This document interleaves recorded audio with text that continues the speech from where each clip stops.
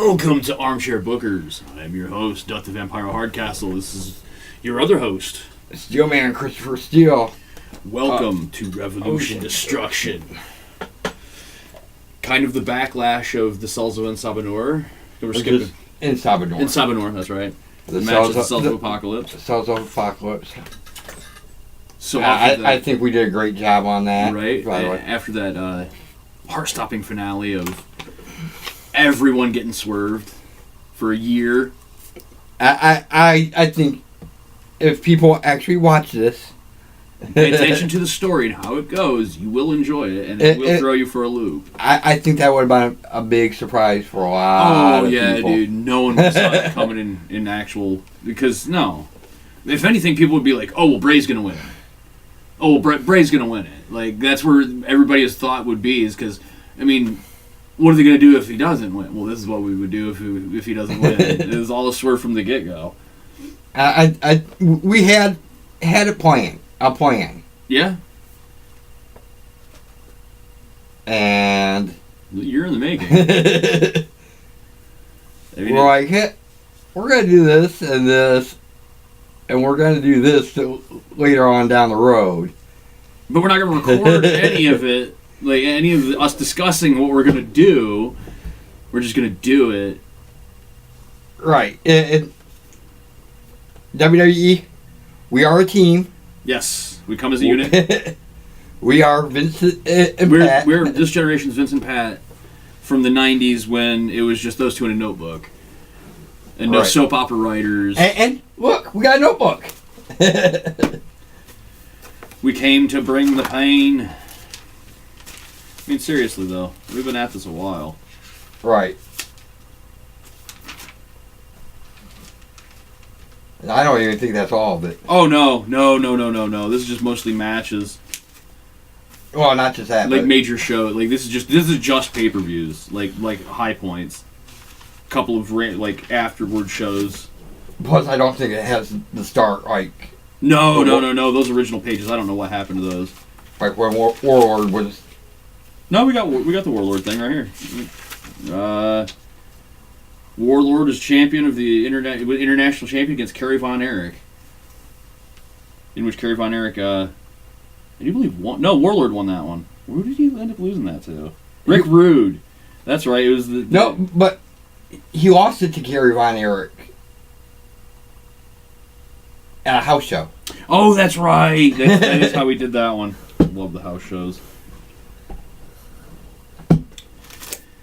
All right. So you want to get going? Yeah, you go ahead and open us up with the story, and I'll spot monkey us. So we're gonna just start off. Like I said last time, Miz is has the 24/7 belt. The Miz Dream Championship. He's dubbed the Miz Dream because he went to Dudleyville and got it from Spike. He says he went to Dudleyville and got it from Spike. There is no evidence of this other than the championship being there. That's why it's not the 24/7 Hardcore Championship. It's the Midstream Championship, and he defends it when he wants. And it's not a recognized title. Right. Yeah. So, I was nice enough to give him a title match in a Falls Count Anywhere against Macho Man Randy Savage for the minor championship. Which, honestly, this would be a relatively quick match, in my opinion, because Miz is a cheater. It's Falls Count Anywhere. We never have disqualifications. Yeah, we do. Well, occasionally have. No, because you can lose your title. Oh, that's right. We don't have championship. We don't have champions advantage. That's right. With Falls Count Anywhere match, you know it's going to be no DQ. That's just how they go. Miz is going to cheat like a son of a bitch. He's going to come out first, being not champion and whatnot. Macho Man, as he's making his entrance, is gets down to the ring, and everybody's watching Macho Man's entrance. Nobody really pays attention to the fact that the Miz just kind of disappeared. He's just gone. Well, like they generally do anyways. Yeah, he got out of the ring and did his thing, but lights come up, Macho Man's on the top rope, no Miz at ringside. at all. Like, just not there. The bell can't ring until he's in the ring with him. So Macho Man's, like, looking around the, apron to apron to apron, and he goes and, like, looks down the entrance ramp thinking that, Miz is going to try and sneak out that way. Turns out, Miz is hiding under the commentator's table, like, watching the monitors from behind. And as soon as he sees Macho Man, he leaps the thing, grabs him, tries to, like, beal him over the top and drop him on his head so he can just get the pin right there. I mean, it's Macho Man. He's never going to drop on his head. He's like a fucking cat. Lands on his feet, grabs Miz, sweeps him out. As Miz comes down, he just grabs whatever he can find. It just so happens to be a fire extinguisher under the ring. Blat, smokes him, hits him with the powder. Macho Man scurries up the ramp.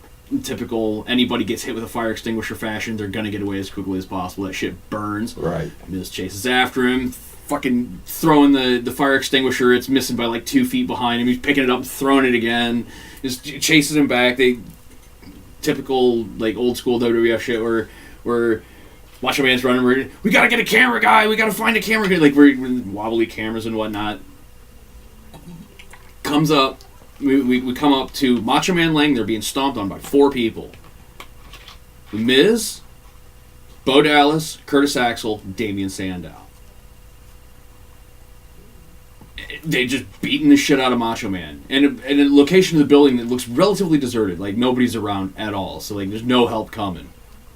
Only other person there's the ref. And he's just, like, trying to call him off. And, fucking get out of here, you. They tie him up, like, reverse hog tie to where it's hands and feet in front of him. To where he can't kick out even if he wants to. They put the Miz on him. And all the Miztourage put their feet on the Miz's back. To ensure that you are not kicking out of this, you old son of a bitch. Miz wins. I find Miz to be like one where you can write cheaply for him, and it still works because he is such a safe worker that he would cheat like that to ensure his own safety, to keep the belt and move on.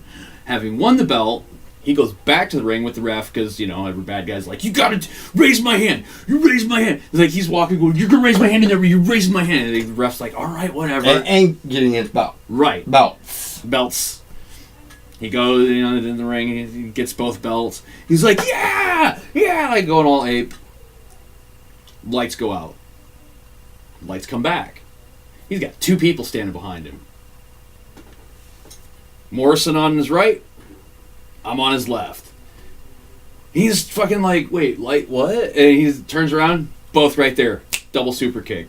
Fucking super kick party. Mr. Ross starts piling in. Boom, super kick party, super kick party. Out of nowhere, here come the Young Bucks. Can't have a super kick party without the Young Bucks. They slide in. There's super kicks everywhere. Every time one gets kicked, another one slide in, getting booted in the head. Your happy ass is like, all right, enough. Freaking come down to ring. You guys want him that bad? He's got 2 belts. He's got 2 opponents. Triple threat match next. Or fatal 3-way dance next pay-per-view. Two titles. 2 titles, 1 match. Two titles, 1 match. Winner take all. Via angle. It'll be the very few actual triple threat matches with no eliminations. Right. It was like Angle, Benoit, and Taz. I thought it was Jericho. It was Jericho. Taz was the one that was originally supposed to be in that. That's right. Jericho. Where both titles are on the line in two falls. Right. I'm in. I want to write that one already. Matter of fact, let's throw this down here. Miz v. Morrison. But yes. And of course, Miz and the Miztourage are laying in a pool of their own shit and don't even actually hear what's happening. They have to wake up and find the news out in the backstage when they're getting checked out. Now, immediately after that beatdown, we are stopped at gorilla position by none other than Renee Young, because why not? She wants an interview. We're both Bullet Corps, Steel Club. I like Steel Club. I like Steel Club. we're both Steel Club, so she asks, why did you both attack him at the same time? Morrison, you want to handle this? I'm like, easy. Macho Man is a friend of ours.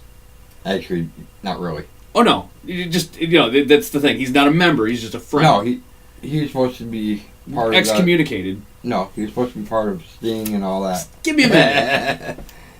Trying to take us down. Right. Just give me a minute. It's going to get there. Well, not this time, but it'll get there eventually. Dutton Morrison, both are like, we're fans of Macho Man, firstly. Secondly, he's a friend of ours. We ride with the guy. When 4-on-1 is just unfair. It's just wrong. He's not going to recover in time for a rematch, so we might as well step up and take the shot for him. If he wants to come at us individually when we win, fine, whatever. You know, and they're going to say it exactly like that. When we win, right, he won't recover. You know, take a couple shots at him being old, you know, typical heelish stuff. But it's in their prime. I know.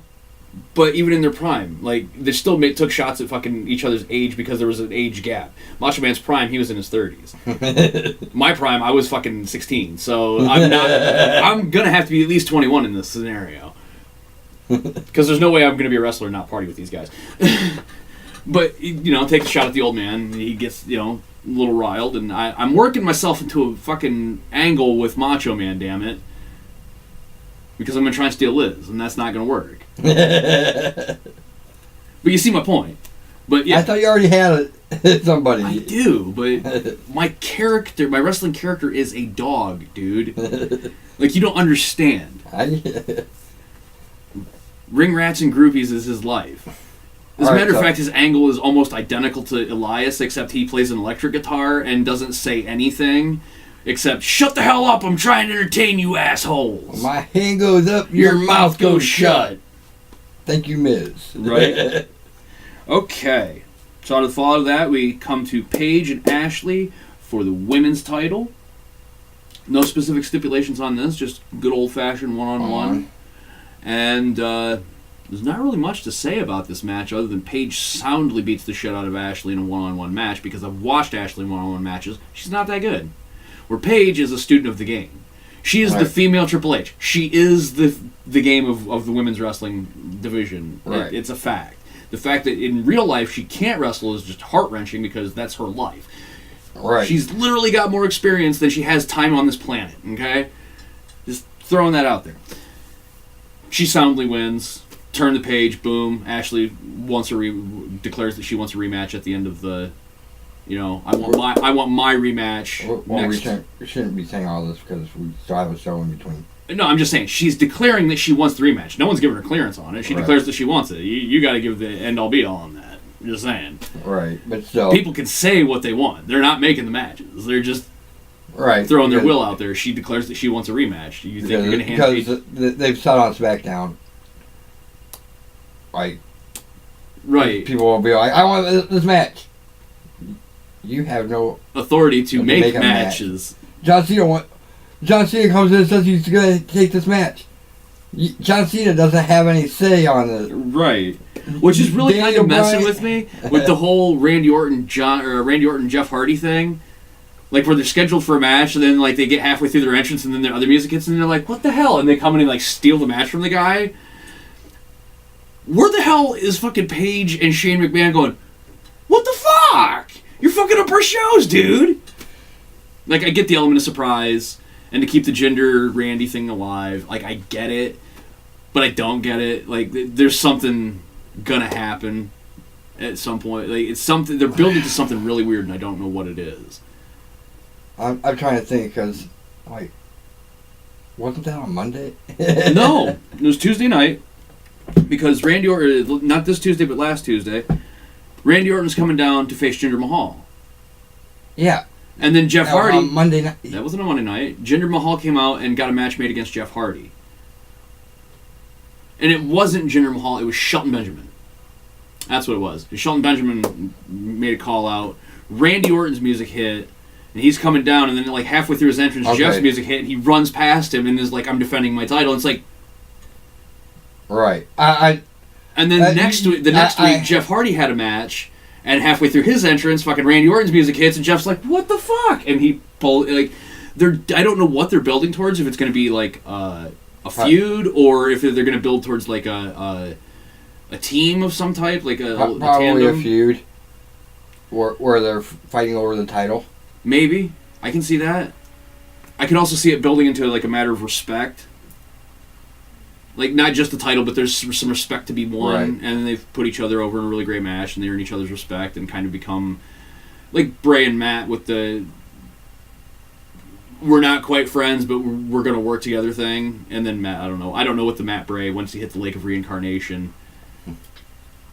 All right, so let's see. Paige soundly goes over. Miz Paige soundly wins. Young Bucks versus The Shield. Again, this is just a relatively short go for a title match because the Young Bucks come with an army. They stop him at the ramp. The Young Bucks are like, no, we got this. You guys can wait right here. We got this. We got this. We're the Young Bucks. We got this. But the Shield has their guys. Five people. Right, which is why four people and a mouthpiece. Which is why the Steel Club is like, no, we're coming down for this. We know how these assholes work. And they come out from all sides. Enzo, of course, comes out first from behind commentator's table, gets up on the commentator's table, and is introducing his team as they come in, talking all kinds of shit. Giving them their nicknames, giving them putting them each over like Enzo would. Right. Like that, Enzo would have been a great face. I'm so upset that. Did you hear about him? He's retired. He's done. Even though the charges aren't dropped, but the case has kind of disappeared because the woman's just gone. I heard that she dropped the charges. They aren't dropped. The Vegas police are. It's still an open investigation. But she dropped the charges. No, she didn't drop the charges. She just disappeared. They have not found her. They have not. She's like pops up on Twitter every now and again and says stuff, but like she's gone. I heard she said it was all fake. Yeah, well, she did. She did say that it was all a lie, but the LA or the LVPD is still investigating because that's what they do. Right. And WWE just cut all ties. They're selling all this shit, getting them out quick. But yeah, okay. Enzo introduced the Shield. Shield comes in. What two members of the Shield? I'm gonna say because they freebirded it. Probably Seth and Roman. Seth and Roman? Okay, Seth and Roman against the Young Bucks? Damn, that's going to be a good match. Let's just hit some high spots. Starts off with a typical Rollins with anybody from Ring of Honor style opening with a lot of pop-up flashy, combination lightweight style, armbar, flip-up, whatever. Young Bucks get the upper hand, keep him in the corner, work him over. Seth makes the hot tag to Roman. He comes in, Superman punch. Looks like the Young Bucks are on the verge of losing. And I'm just like, fuck this. Like, as a member of Steel Club and as, like, family of the owner of the company, I'm second command to this bitch, all right? So we're going down there and we're handing them their ass. But you gotta make sure you don't get... First thing I do is slide in the ring between Roman, like Roman's picking up one of the Young Bucks. I slide in and push Roman out of the way and grab Nick Jackson and hit him with a Hangman DDT. Bing, bing, bing, bell rings, the Young Bucks are new tag team champions. Steel Core rushes, surrounds the fucking ring, and just annihilates the Shield. In doing so, 3 people storm out of the back to back the Shield up. Macho Man Randy Savage, Sting, and who did you want number 3 to be? Because we knew it was going to be Mach and Sting, and we were still trying to determine number 3. I was thinking, like, Ultimate Warrior would be a good one. I was just about to say, Ultimate Warrior, pound ass to the ring, Steel Club out through the crowd and up into the rafters, all from different directions. You know who else talking shit. Choice? Oh, we still got time. Undertaker. Oh, dude, Undertaker, yeah. Actually, he'd be a great, like, hidden cannon. Like, when it's... all the Shield and everything's lined up, and they still notice that they're completely freaking outnumbered, even 8 to 16. The lights go out. Bong. Taker comes peeling out. Not just Taker, though. The Brothers of Destruction. Right. Brothers of Destruction. Old school Kane, too. One arm fully covered, full mask. He's never not been that for us, by the way. We do not have a corporate Kane. Kane has long hair. But yeah, Bucks go over. They win the titles via DQ, which gives the Shield a wide open opportunity for their rematch. And all the more reason to stick that match in a cage. Let's see. A nice exhibition match coming up between Mr. Perfect and Kenny Omega.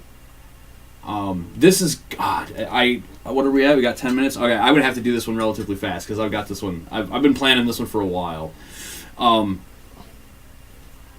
Typical exhibition-style match. Everything goes off without a hitch. There's no interferences. Kenny specifically said, I do not want anyone, even in the arena, like, do not... If you step out from behind that curtain, I will come back there and knock your ass the fuck out. I want him and me, because we're both super athletes and we're going to see who's the best. And that's pretty much what this is about, is all a matter of respect and who the best worker is. Long story short, 6-star match. If you've ever seen Omega Okada, look it up. If you haven't, it's an amazing match. But Okada has a very Kurt Hennig style of grapple-style wrestling. He uses a lot of power, too, which Mr. Perfect would as well. In certain matches, against the right people, he would use power moves. Kenny Omega would be one of those people. I think him and Kenny would work well together. Well, the finish of the match is Kenny Omega gets him up for the electric chair drop, and throws the leg over and pulls him down for the one-winged angel. As he's going to pull him over for the one-winged angel, Kurt gets his foot on his shoulder out from here and pushes off. And as he's pushing off, he spirals in the air, hooks him by the leg and the head, or by the head and the arm, throws the arm up, boom, perfect plex. Dead center of the ring, no way out of it. 1, 2, 3. Mr. Perfect wins clean. Omega, completely baffled that he loses, is in shock, stands up, gives, the knee and the handshake to Mr. Perfect. In a very face-like move, very Nakamura-ish, but no low blow. He legitimately shows respect, leaves, and lets Mr. Perfect have his time in the sun. I've got to actually slow build for this, and there's a reason why there's the respect given. Perfect celebrating in the ring. My smart ass, I'm like, fuck you, Kenny. You already lost. I can come out and fucking talk shit now. Come out. I'm like, I want you to listen to me right now. You are a perfect candidate to be a part of Steel Club. Hand him a shirt, walk out. Let me know next week. So Perfect standing there with a fucking Steel Club shirt in his hand, just like, can you believe these fucking guys? They what are they, recruiting an army? Yeah. Pretty much. So Perfect goes over clean, and in doing so, has moved himself up in the ranking list, I would say, to go for Bobby Roode's world title. Just, a good solid win over a Steel Club member. Yeah, yes and no. Yes and no. If yes, I've got a plan. If no, still got a plan. So either way, I got a plan for it. Oh, yes. The main event. The main event. Bobby Roode, the reigning, defending, undisputed major champion, is defending against the reigning, losing his ass off, can't win a match to save his fucking life, James Ellsworth. Match goes pretty much exactly how you would expect it to. About a 3-minute squash. I'm giving 3 minutes, including entrances. Ellsworth comes in, hits the no-chin music. Bobby's like, dude, you hit me in like the center of the chest. What the hell? You gotta get me on the ground first. Turns him inside out. Scores an easy 1, 2, 3. Upon scoring an easy 1, 2, 3, gets stormed. Yes, this is the night of storming the ring. Because things are happening. The storms are brewing. That's why people are storming the ring. Al Snow, Hardcore Holly, Gilbert, and the Miz Taraj. Not the Miz, the Miz Taraj. All peel ass down there wearing Job Squad shirts. Because, they're all a bunch of fucking jobbers. Right. They start filing in to beat the hell out of Bobby Roode, and he's just popping them off one by one, down by down. I want to say yes to the Miz Taraj, except for Curtis Axel. What, being jobbers? Or being in the Job Squad? I say that they're in the Job Squad, and that's why the Miz picked them, is because they need the hand up. So, like, they're part of the Job Squad and the Miztourage. Though the most talented member of the Job Squad, clearly, is going to be Curtis Axel. I would say both, because I would think to put Curtis Axel, get him moved up via his dad. Right. Oh, yeah, totally would happen. Actually, I wouldn't mind seeing that as a tag team in some future show. But Ellsworth clearly is going to lose. And the Job Squad comes down, and Bobby Roode just basically takes them out one by one until the numbers game starts to get a hold of him. And the Good Brothers. That's all. Just Good Brothers. Like, we got this. Fucking little guys, we got this shit. Magic Killer, Buddha Doom, Magic Killer, Buddha Doom, Magic Killer, Buddha Doom. Job Squad's laying out, like, just in a pile. Literally, like, when they get done, they just throw them on top of each other into a giant fucking pile in the middle of the ring. And the Good Brothers with Bobby Roode throwing up the... And I'm out there because I go out with the champion. Of course. Oh, no, you're every championship match. You have to. You're the... The major championship anyway. And it also breeds well that we would do that because... And Paige's matches, because... Yeah, well, of course. That's the major women's title. It's the major women's title. She's my woman, too. Right? But, like, okay. It makes sense that you would come out having, like, after the Montreal screw job, like, the only time Vince showed up was to pull off a screw job.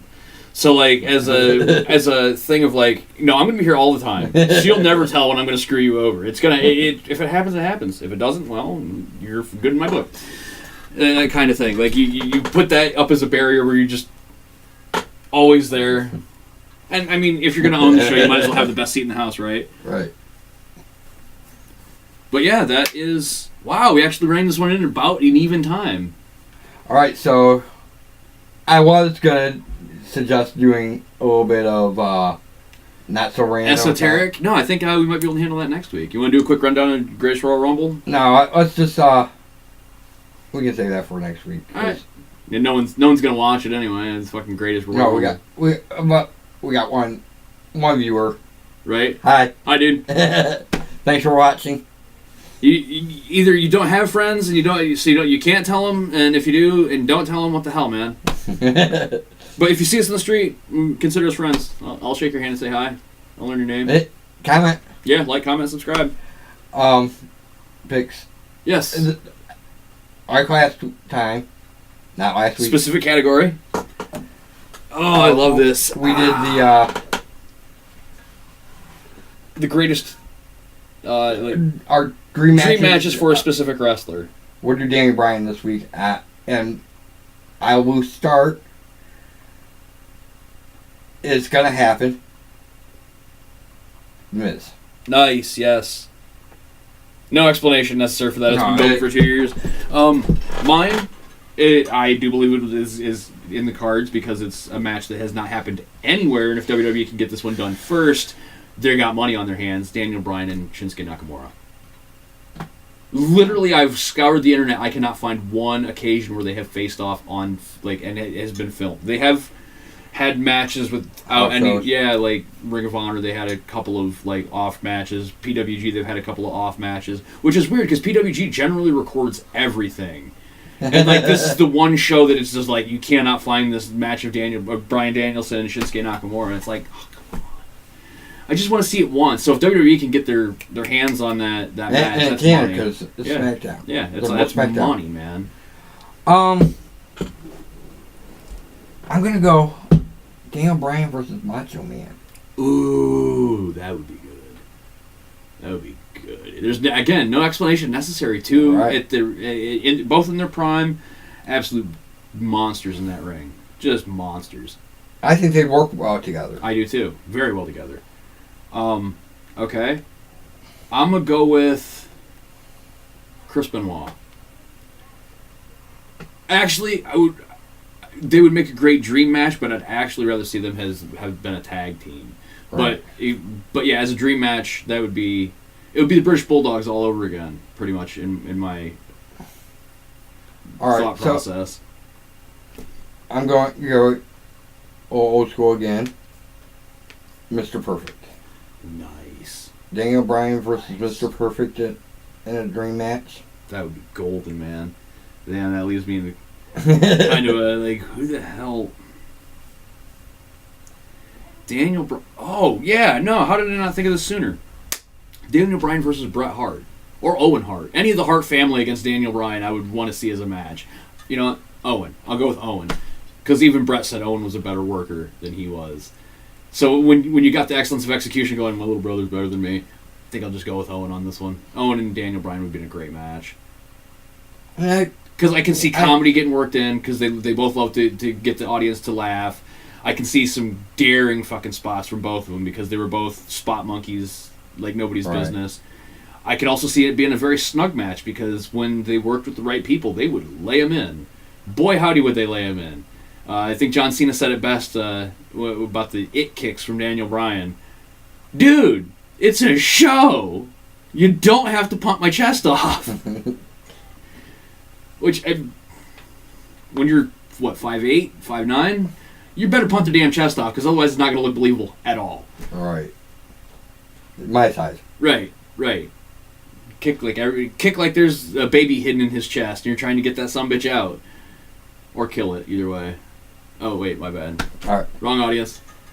So... I think that's that. Week? Yeah, until next week. Like, share, subscribe, comment. Keep it... Tell your friends. Tell your enemies. Tell your frenemies. Tell your frenemies. Comment. And book it right. Book it right. And? Peace. Ring the bell. Ring the bell.